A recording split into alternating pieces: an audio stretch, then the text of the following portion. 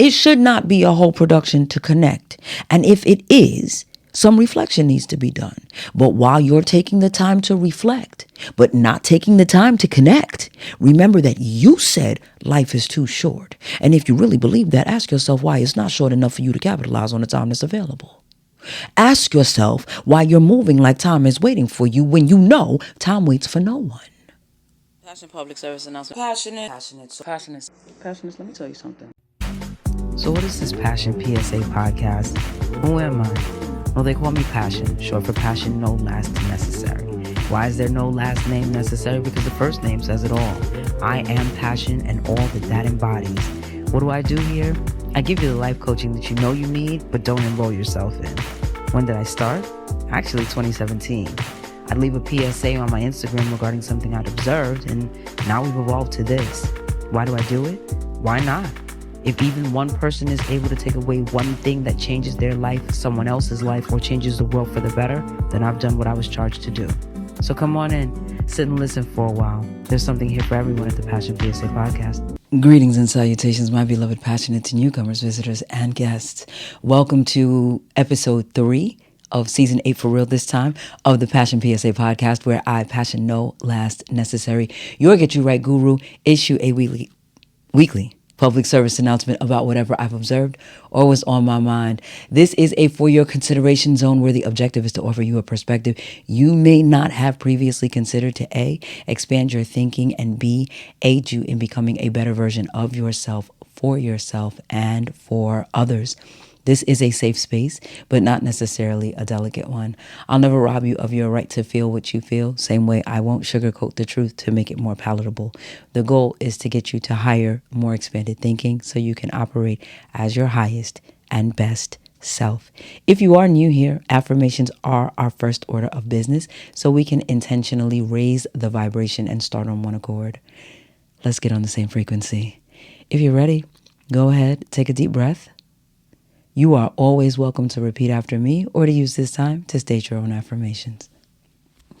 And we're operating in our higher self this evening. And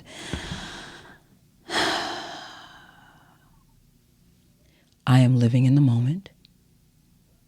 I am operating in the now. I am seizing every available opportunity. I am creating opportunities with whatever time I have. I am breaking old patterns. I am breaking bad habits. I am grateful for my community. I am taking care of everyone in my community, including myself. I am prioritizing effectively. I am becoming better every day. I am so grateful. I am so grateful. I am so grateful. I am well. It is well. All is well. Well is all. Ashe, ashe, ashe. Passion is today. I'm going to talk about some people I know. And yes, we are still in the same vein of what we've been talking about. So this is Act Now Part 2. And for the record, the Passion PSA podcast has not evolved into the grief counseling podcast, but it wouldn't be a terrible vein to be in, especially in times like these.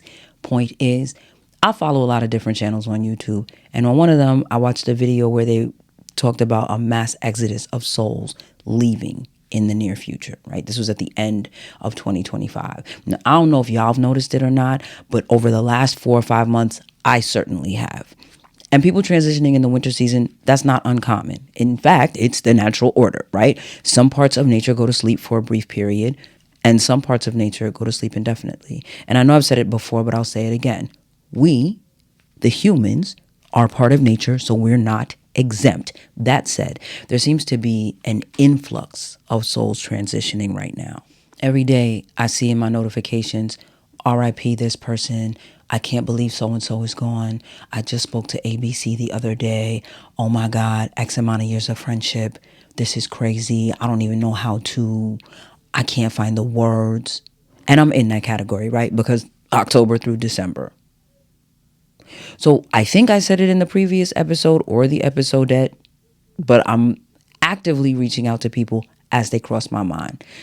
It's so easy to say, I'll call them later. I got to reach out to this person. But as easy as it is to say it, it's equally as easy to actually do it or to forget it. Moreover, too many of us are hyper aware that we're overstimulated and super distracted, so we know we're going to forget. So saying you're going to do something later is almost as good as saying I'm not even going to bother. Because if you know you're struggling with retaining information and remembering to do things, when actually is later.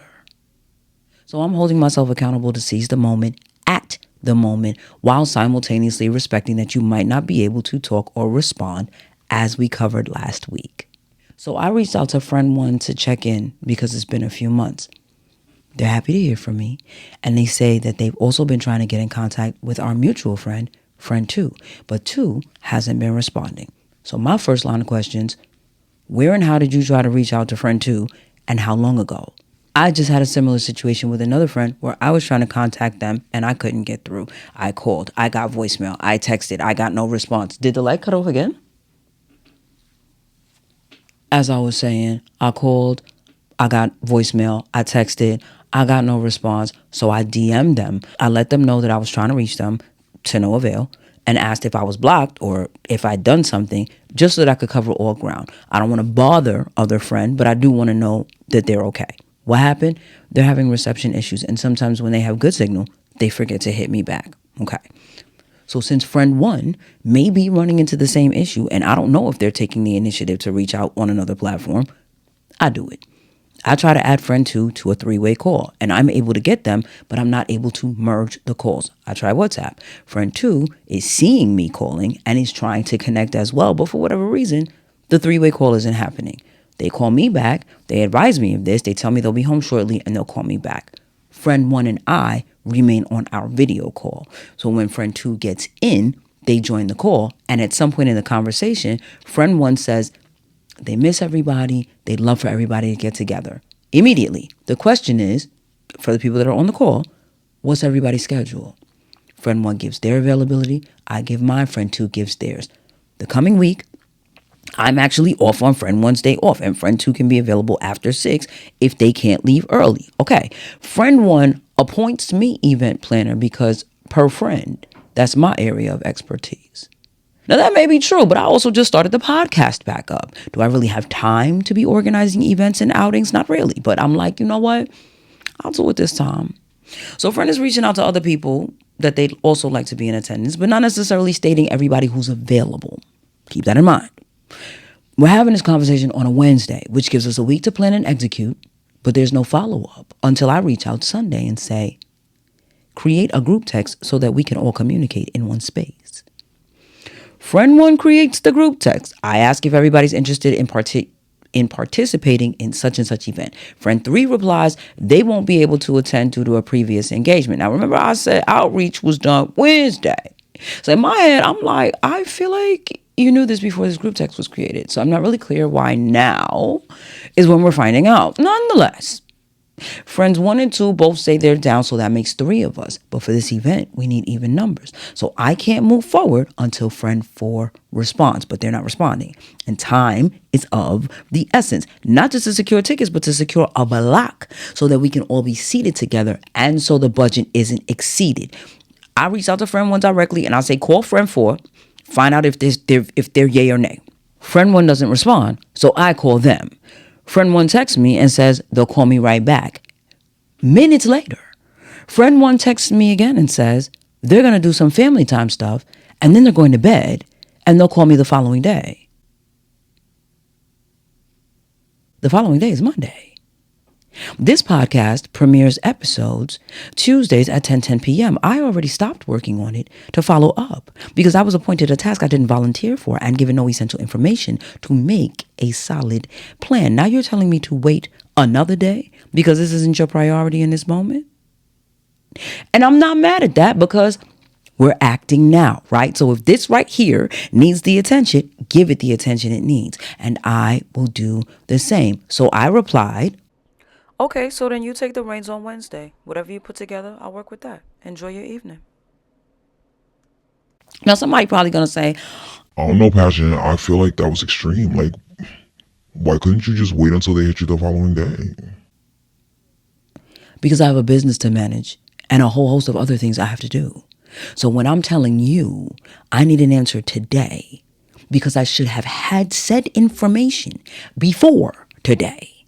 If you really want me to put this together, I need an answer today, not when you get around to it, not after you spend time with your family. You're asking me to stop my life to do what you need done for the thing that you want to do. So you have to make some sacrifices in this as well. If you're not willing or not able to make the sacrifice, I respect it, but I'm not going to deprioritize or delay my responsibilities while or so that you can prioritize your needs. Event planning, big or small, is a job. Group management is a job.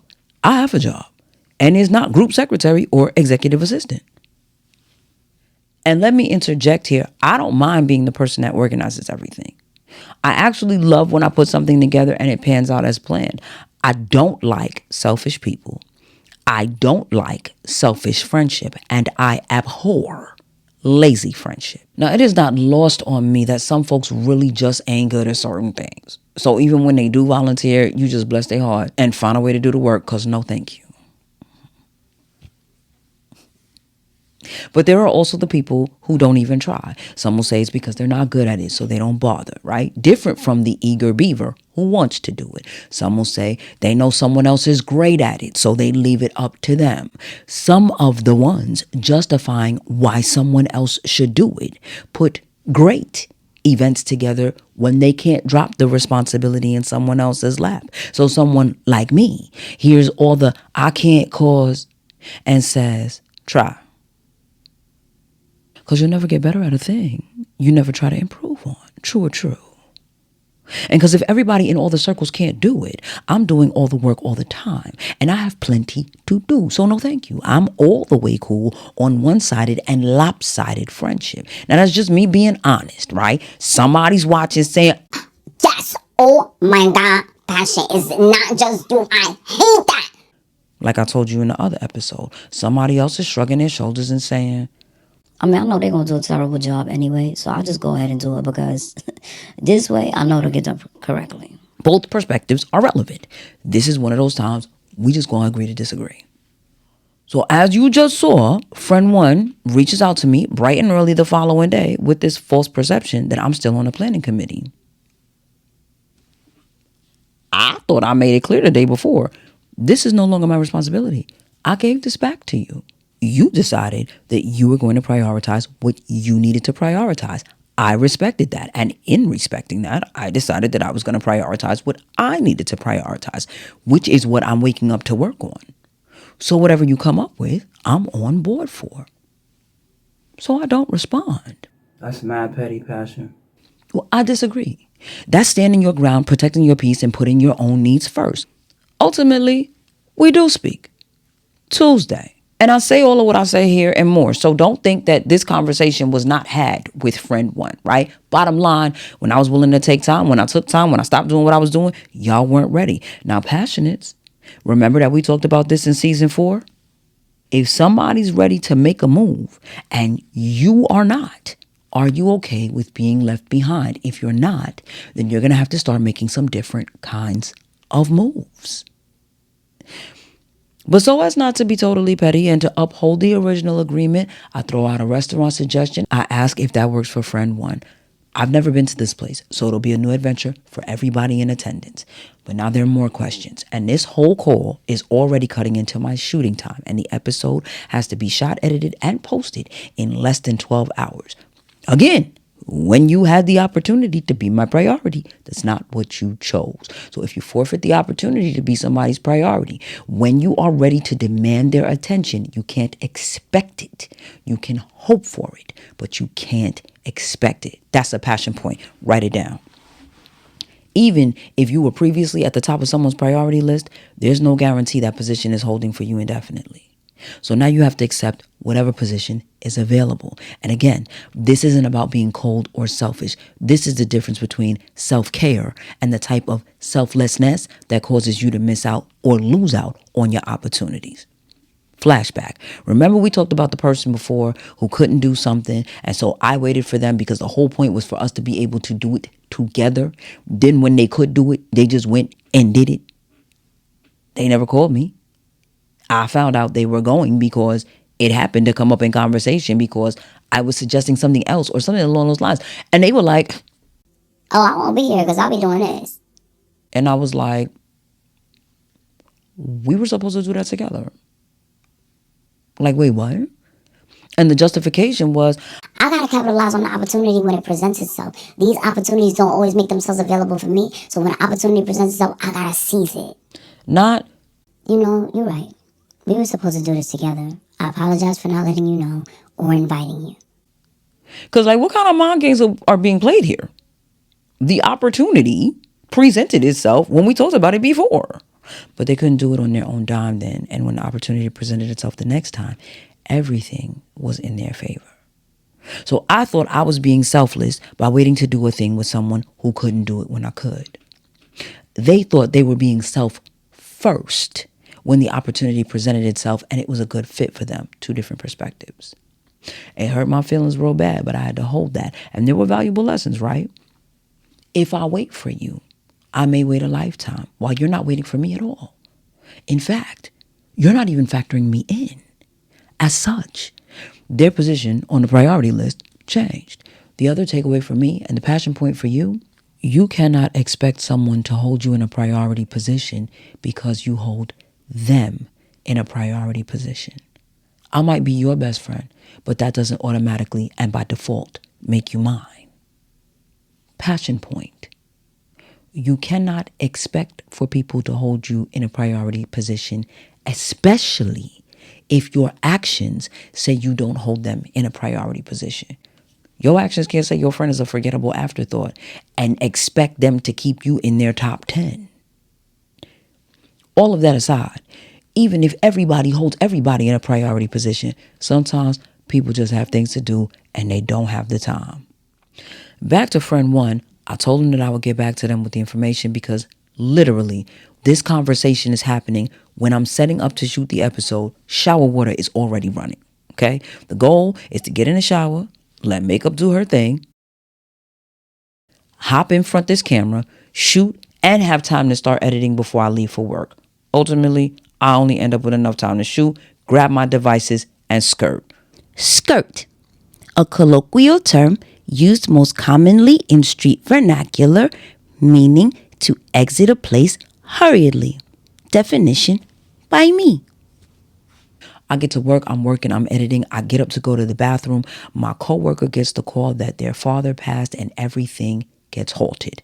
The episode, the outing, the everything. Because now it don't matter what we talk about. I'm not going to be able to go because I have to change my schedule to accommodate what my coworker got going on. So there went that. The end? Of course not. This is YouTube. Long form content for long stories and long-winded storytellers.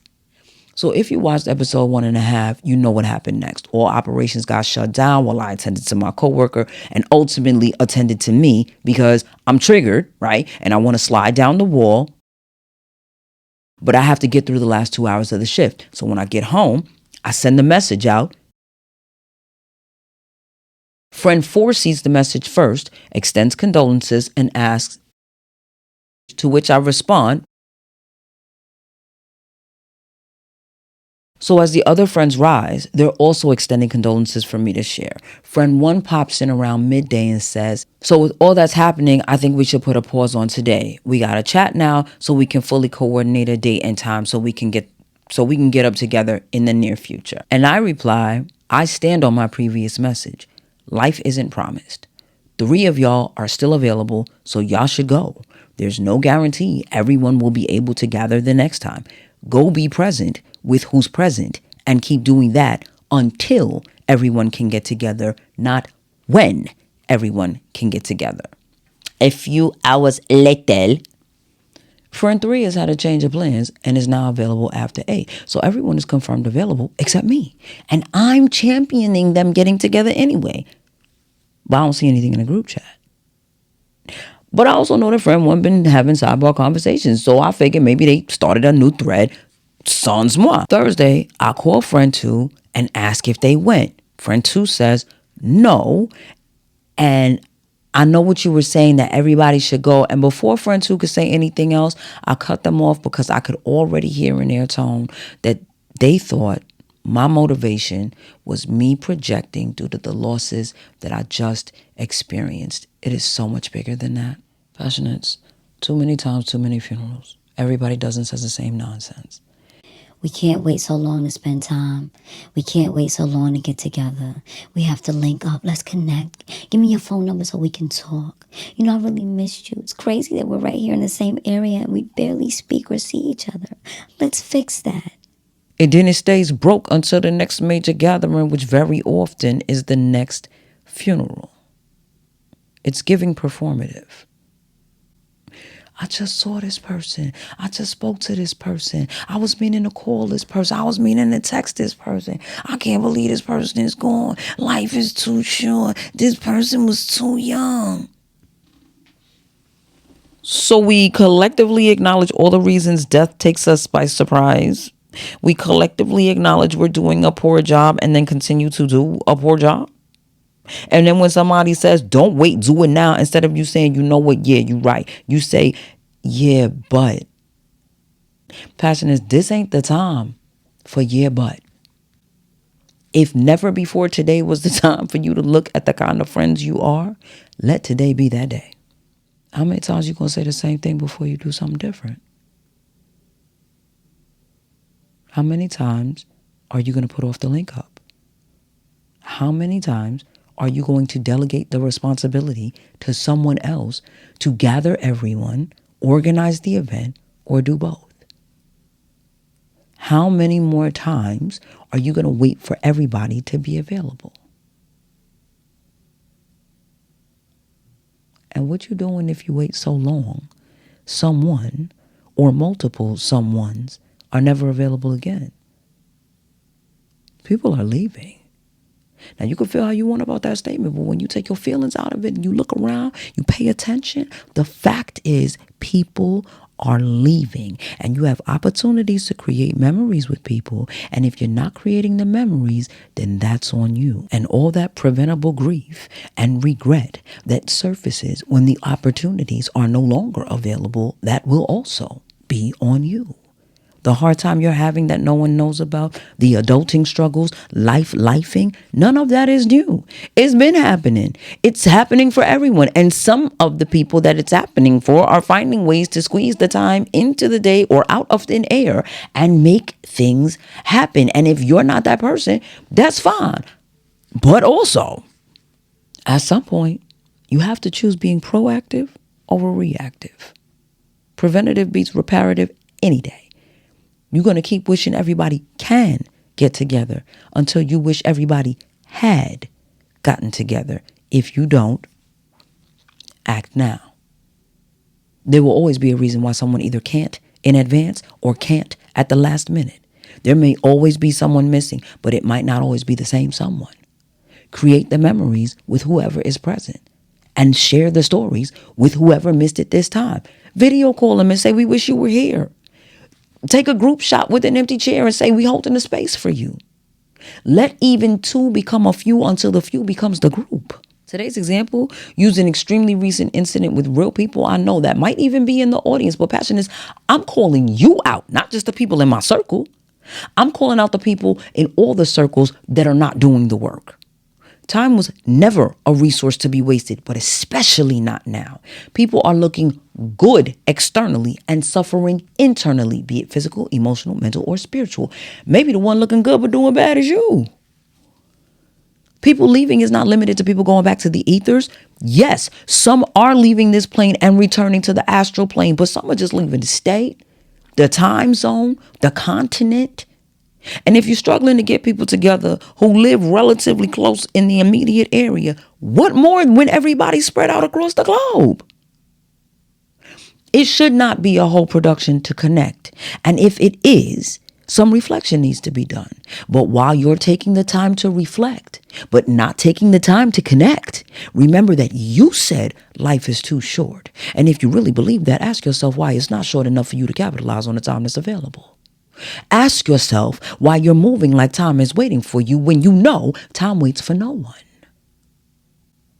Friend 1 and 2 might be in their feelings behind this one, and that's okay. They be all right. The truth is often offensive, right? And later stands for live, learn, apply, teach, repeat. We learn from our lived experiences, we apply the lessons and teach others from our results, then get out there and do some more living. And the expectation is that we'll do it a little bit better the next go around. They may feel a way. You may feel a way. But if for all the ways you don't feel like taking action, you might need to listen to this again.